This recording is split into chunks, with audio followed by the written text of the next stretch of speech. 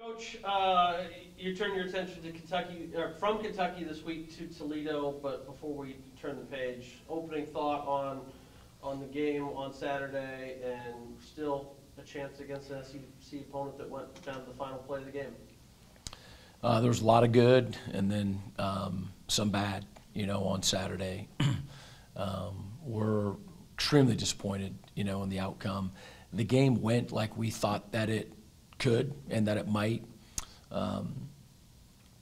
with a team that likes to run the football, use clock, defensive head coach. We were going to try to not give up explosives, which we didn't give up a single one, and just play great run defense.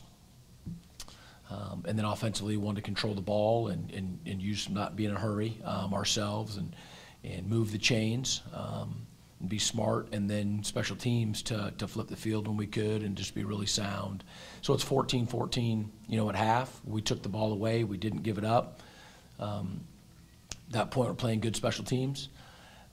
And so here it is. We're coming out in the second half, 14-14 game, just like we thought that it might be and how we wanted it to be. And then we made some unforced critical errors in the second half. That are very, very, very hard to overcome.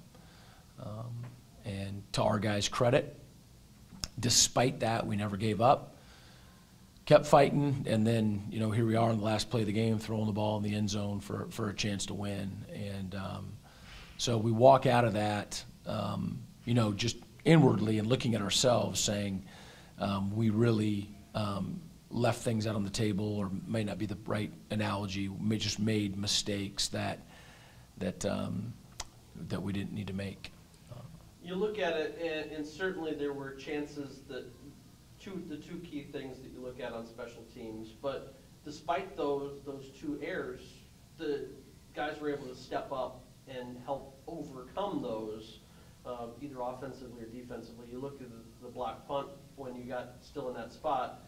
Defense was able to do that. When you look at the drop kick, your offense was able to then come back.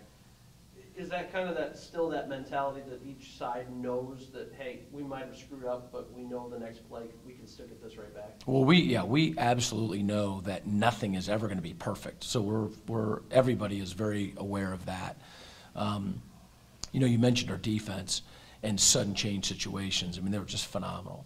There's no question. When they get the ball on the 12-yard line, and don't score. On the block punt, we also hit a punt where they had the ball in great field position, and then even on the muffed punt, I think that's the one that we held them to a field goal. And so put them in really tough situations unnecessarily, and they responded. Just played a heck of a game. Defensively, you force 8 3-and-outs in that contest, including the opening play of the game. You get the turnover for Kentucky, and then a quick strike offense to get on the board first. And that seemed to give your offense a boost early on. Oh, we won the toss. We deferred. We kicked off, got a touchback. Defense went out, very first play, strip sack. Wasn't a turnover, that was a takeaway. I mean, Jeremiah Harris worked really hard on that. Deion Dawson recovers it. And on the very first play, Coach Keene dialed up something that we wanted to do in the red zone versus them on a run action look to Sergio. I remember then we kicked the PAT. I remember heading back to kickoff and looking up at the clock, and it was 14:45 left in the first quarter. And that wasn't after a kickoff return for a touchdown. That was a kickoff, a defensive play, an offensive play, another special teams play. So it couldn't have been a better start, no question. And again, the thing is that it wasn't crazy emotional. It wasn't like, oh, we can do this, or we're going to do this. It was, no, we've had 15 seconds of a 3.5-hour battle. And so I thought that our guys, although they got off to a great start, it did not in any way, we didn't waver from what we knew that we were going to need to do. We sustained that for, at least that first half. You talked about Jeremiah, but he had the the play on the first Kentucky offensive series. Your team overall had a phenomenal day against their offensive line. 5 sacks, it was the most since 2013. But you look at it, Max Crosby has a big day on the other side, but your really interior linemen were creating a massive push as well. I think one of the things about our defensive line is that it's really good across the board, and then there's some depth, at those positions, and so we're able to play, multiple people and try to keep guys fresh and keep it competitive, and there's very little fall off, if any, at those spots. So they had a well of a day. You had to certainly shift around some folks due to injuries, and you also had the sudden change after Juan's targeting penalty. How did that play a role in your defense having to change any because of those being put in those spots? Well, we had to burn a timeout because we got into a situation, our nickel situation, where when you have a guy, whether it's injury or whatever, and injury, I think we're maybe a little bit more prepared, but just hadn't gone through all the different scenarios, with Ike was out, Brody was out, and so it was already, we're playing back out, at the dog position and whatnot, and so when he went down, we had to burn the timeout in one of our personnel packages. But otherwise, our guys, responded really well to being down, 2 safeties going into the game and then losing one there in the first half. Offensively, people look at your team and notice the fact that you only ran for 13 yards, but part of that, people also forget the sack numbers contribute. And Kentucky certainly had a lot of pressure up front as well that they were able to get on your line. Yeah, they, again, they're a team that commits to stopping the run.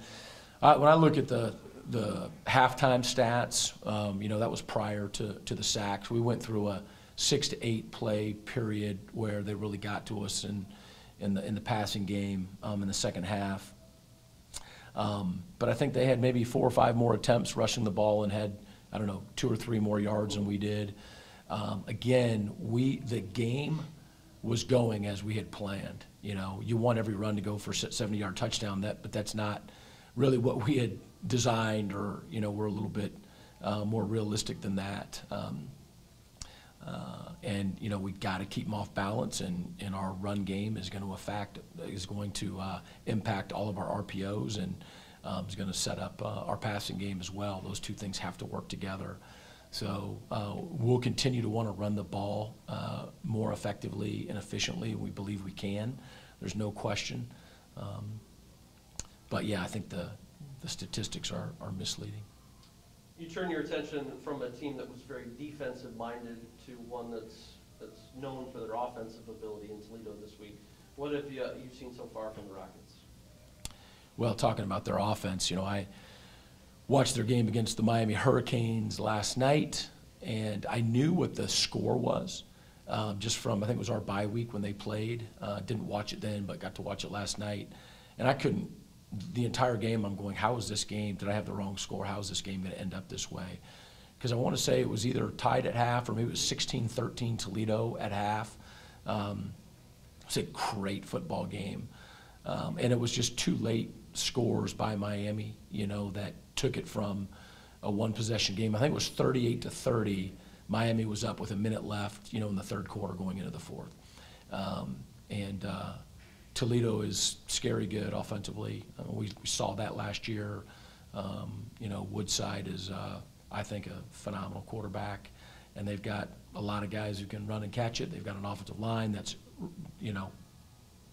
excellent every year.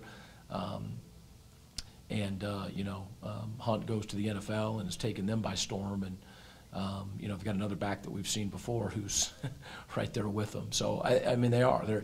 And here, when you have a real talented team that understands, knows the system, and then, stays within that system and runs it, nearly to perfection, it is really, really difficult. They're really, really good. So it's a tall task for us, one that we're going to be preparing for, all week long. And then defensively, again, I mean, they're talented. They man you up, and say, see what you can do. And people have a real tough time, beating them in man. And then they do get safety support in the run game too, but they try to outnumber you by at least one in the box. And Tulsa ended up hitting some longer runs on them, but it was sort of no gain, one gain, 2 yards, no gain, 2 yards, and then they would pop one. They're very well coached and they're very talented. There's a reason why they were picked to win the league, and we thought we played fairly well last year, and still lost to them by 2 possessions. 2 guys that basically returned to their quote-unquote hometown, Brogan from Maumee and Jeremiah that from just up the road in Temperance within that 5-mile window. But 2 guys that mean a lot to your program, and how do you see them in their return to their hometown? I haven't talked to them about it. I'm going to have lunch with both those guys here in a minute. That'd be a good question. But I think especially for Brogan, just knowing that, well, I guess for Jeremiah it'd be his last time too, because he's got another year, but assume that Toledo would be coming up here next year. It should be special. I imagine that they'll have a lot of people at the game, and then even some watching that know them, have known them since growing up in the area and whatnot. It'll mean a lot to all of us. I mean, they're 45 minutes away, and again, they're the cream of the crop. Do you talk to them any about the fact that Eastern hasn't won in Glass Bowl since '99 and won for their last 17 against Toledo? I didn't know those stats until right now. It's not the same as 126 years, but I don't know that our guys respond to challenges for sure. But I don't know that that's our approach. It's very intrinsic right now. Again, we come out of this last week and really the last 2 weeks and just feel as though we can't beat ourselves. And I think that's probably going to be the main focus this week.